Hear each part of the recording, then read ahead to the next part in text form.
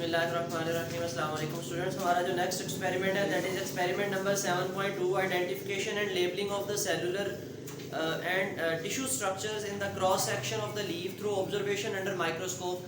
Microscope के under examination करके हमने क्रॉस सेक्शन जो हम लेंगे लीफ का या लीफ का लेना है क्रॉस सेक्शन, तो उसके हम डिफरेंट पार्ट्स को लोकेट करेंगे। आपने एक जनरल लीफ का स्ट्रक्चर पढ़ा हुआ है, आप लोगों को याद है, हमने पढ़ा था कि उसके सबसे ऊपर क्या होती है, क्यूटिकल, उससे नीचे अपर एपिडर्मस और नीचे वाली साइड पे लोअर एपिडर्मस के अंदर क्या होते हैं, स्टोमेटा गार्ड सेल, और जो अंदर दरमियान वाला पोर्शन है उसमें क्या होते हैं, मेसोफिल सेल्स। मेसोफिल सेल्स के अंदर जाइलम फ्लोएम के बंडल्स भी आए हुए होते हैं। ठीक है, लीफ के अंदर अगर हम देखें वेन्स होती हैं, वेनलेट्स होती हैं, दरमियान में अगर बड़ा पता है उसके अंदर मिड रिब होती है।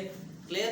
अब हमने ये भी देखना है कि जो मेसोफिल है उसकी कितनी टाइप्स होती है। उसकी दो टाइप्स होती हैं बेटा। एक तो जो अपर एपिडर्मस के साथ साथ वाली मेसोफिल है दैट इज पैलिसेड मेसोफिल। ठीक है, और उसके बाद स्पॉन्जी मेसोफिल होती है। जो स्पॉन्जी मेसोफिल होती है उसके अंदर फर्क ये होता है, उसके अंदर एयर स्पेसेस ज्यादा होती हैं। एयर स्पेसेस यानी सेल्स के दरमियान में गैप्स ज्यादा हैं, सेल्स के दरमियान में, तो इसलिए हम उसको स्पॉन्जी जो है ना वो मेसोफिल कहते हैं। और जो पैलिसेड मेसोफिल है उसके सेल्स थोड़े थोड़े इलोंगेटेड सिलेंड्रिकल शेप के सेल्स होते हैं, लंबे लंबे होते हैं। ठीक है, ये सिर्फ हमने ऑब्जर्वेशन करना है, माइक्रोस्कोप के नीचे लीफ को चेक करेंगे और हम अपने ऑब्जर्वेशन में डायग्राम ड्रा करेंगे और कंक्लूजन के अंदर हम आपको लिखवा देते हैं। In cross section of the leaf first layer in the is epidermis covered with the cuticle. Epidermis के ऊपर क्यूटिकल होगी. below the upper epidermis is the mesophyll tissue differentiated into palisade and the spongy tissues. Vascular bundles are present in spongy tissues. The bottom layer of the lower epidermis contains most of the stomata. Material required क्या है, prepared slide of the cross section of the leaf and microscope. दो चीजें चाहिए, बनी बनाई cross section of the leaf की हमारे पास microscope के नीचे देखने के लिए स्लाइड बनी बनाई है, उसके ऊपर लिखा हुआ है कि CS of the leaf. Procedure क्या है, examine the prepared slide of the cross section of the leaf under the low and high power of microscope. Simple, आपने फोकस करना है. कॉशन क्या है, handle the slide carefully, clean the lens, ocular lenses and objective of the microscope before observing. देखने से पहले उसके दोनों लेंस जो है ना वो क्लीन कर लें और फिर उसको देखें. आपने बेटा यही डायग्राम जो आपके पास कोई डायग्राम बनी हुई है लीफ की, कोई डायग्राम नहीं बनी हुई नहीं. ये आप जो है जो पहले कभी आपके पास लीफ की कोई डायग्राम बनी हुई हो तो वो देखें जरा, जिसमें आपको अपर एपिडर्मस, लोअर एपिडर्मस, मेसोफिल दिखाया हुआ हो. नहीं है तो आप बेटा ऐसी डायग्राम एक ड्रा कर सकते हैं जो आपने बुक में पहले भी देखी होगी, आपकी बुक के अंदर भी बनी हुई है. ठीक है, जहाँ पे आपको स्टोमेटा वगैरह दिखाया हुआ है, खासतौर पर 10th क्लास में भी बनी हुई है आपकी, चैप्टर नंबर 1 जो आपका चैप्टर नंबर 10 है बेसिकली, उसके अंदर भी बनी हुई है. तो आप बिल्कुल हाँ ये वाली भी ड्रा की जा सकती है. आप ये वाली भी ड्रा कर सकते हो बेटा कि अपर एपिडर्मस है, फिर दरमियान में मेसोफिल है, लेकिन उसको हम लेबल ठीक तरीके से कर देंगे. अच्छा जी, ये आपने डायग्राम की जगह या ऑब्जर्वेशन की जगह डायग्राम बना देनी है. कंक्लूजन लिखिए बेटा, chloroplast will be absent in epidermis, will be नहीं इज लिखें, chloroplast is absent in epidermis. Epidermis के सेल्स में बेटा क्लोरोप्लास्ट हमें नजर नहीं आएगा क्योंकि एपिडर्मल सेल्स में क्लोरोप्लास्ट नहीं होगा. But present in mesophyll cells specially palisade mesophyll. But present in या एंड प्रेजेंट इन कर दो कोई बात नहीं. प्रेजेंट इन मेसोफिल टिश्यूज, जो मेसोफिल टिश्यूज हैं, मेसोफिल सेल्स हैं, उनके अंदर प्रेजेंट होगा specially palisade mesophyll, specially palisade mesophyll. बेटा पोस्ट लैब एक्टिविटीज देखें. How will you differentiate between spongy and the palisade sales under microscope. आपको कैसे पता चलेगा बेटा दोनों टाइप के सेल्स में, स्पॉन्जी में और पैलिसेड में. स्पॉन्जी में हमें पता है कि गैप्स ज्यादा होंगे और जो पैलिसेड है उसमें जो सेल्स होंगे वो सिलेंड्रिकल शेप के होंगे. ये मॉर्फोलॉजिकल स्ट्रक्चरल डिफरेंस है दोनों के अंदर.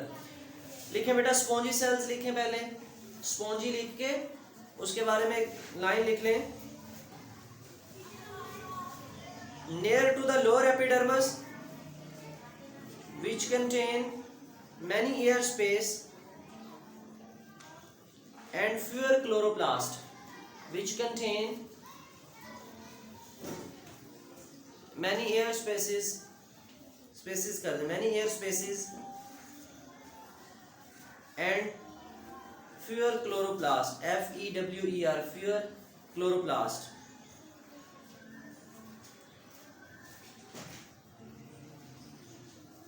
अब जो दूसरे पैलिसेड के सेल्स हैं उसके बारे में लिख दें, क्लोज, उल्टा लिखेंगे इसे, क्लोजली पैक्ड सेल्स हैं, have numerous chloroplast, have numerous chloroplast.